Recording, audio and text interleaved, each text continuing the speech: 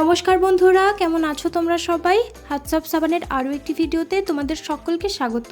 আমার আজকের রেসিপি পুঁই ডাঁটা দিয়ে ডিমের ঝোল। সাধারণত আমরা পুঁই ডাঁটা দিয়ে মাছের ঝোলই খেয়ে থাকি, তবে একবার এইভাবে পুঁই ডাঁটা দিয়ে ডিমের ঝোল বানিয়ে দেখো, অসাধারণ লাগবে। আমার সকল বন্ধুদের কাছে অনুরোধ, অবশ্যই ভিডিওটা শেষ পর্যন্ত দেখো, আশা করি ভালো লাগবে। তাহলে চলো রেসিপিটা শুরু করা যাক।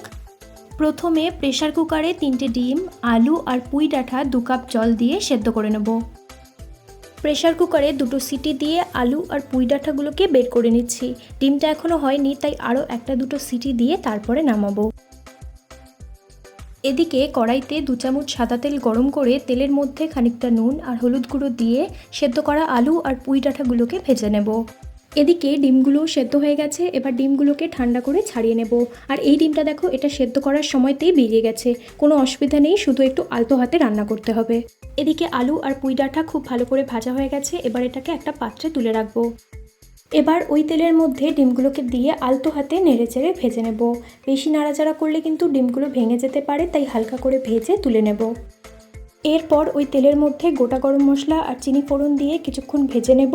ফোড়ন থেকে একটা মিষ্টি গন্ধ আসতে শুরু করলে কেটে রাখা পেঁয়াজ দিয়ে খুব ভালো করে ভেজে নেব। এখানে তোমরা বাটা পেঁয়াজ দিয়েও রান্নাটা করতে পারো, তবে আমি একটু হালকা পাতলা ঝোল করব বলে আমি কাটা পেঁয়াজ দিয়ে রান্নাটা করছি। পেঁয়াজটা খুব ভালো করে ভাজা হয়ে গেছে, এবার এতে 1/2 চামচ আদা রসুন বাটা আর কেটে রাখা টমেটো দিয়ে খুব ভালো করে মিশিয়ে নিয়ে খানিকটা জল দিয়েছি, মশলাটা যাতে না পুড়ে যায়। সব কিছু ভালো করে মিশিয়ে নিয়ে ঢাকা চাপা দিয়ে রান্না করব যতক্ষণ না টমেটো নরম হয়। 1 চামচ নুন দিলাম, এতে টমেটোটা খুব তাড়াতাড়ি গলে যাবে। টমেটোটা খুব সুন্দর করে গলে গেছে, এবার এতে 1/2 চামচ হলুদ গুঁড়ো, লঙ্কার গুঁড়ো, জিরের গুঁড়ো, ধনের গুঁড়ো আর কিছুটা জল দিয়ে মশলাটা খুব ভালো করে কষিয়ে নেব যতক্ষণ না মশলা থেকে তেল ছাড়ছে।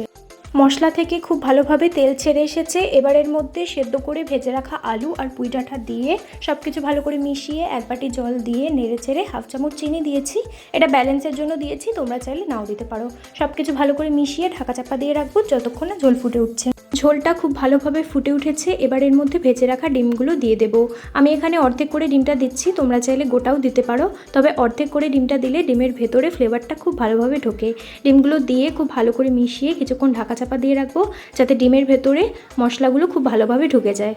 5 মিনিট ধরে ডিমগুলোকে ঝোলের সঙ্গে খুব ভালোভাবে মিশিয়ে নিয়েছি। এবার এর মধ্যে 1/4 টিস্পুন গরম মশলার গুঁড়ো দিয়ে সব কিছু খুব ভালো করে মিশিয়ে 5 মিনিট স্ট্যান্ডিং টাইমে রেখে নামিয়ে নিলেই তৈরি আমাদের আজকের রেসিপি পুঁই ডাঁটা আলু দিয়ে ডিমের ঝোল। কেমন লাগলো আমার আজকের রেসিপি অবশ্যই কমেন্টে জানিও। ভালো লাগলে একটা লাইক করে চ্যানেলটা সাবস্ক্রাইব করে দিও। দেখা হবে পরের কোনো ভিডিওতে নতুন কোনো রেসিপি নিয়ে। ততক্ষণের জন্য সবাই খুব ভালো থেকো আর সবাইকে ভালো রেখো। ধন্যবাদ।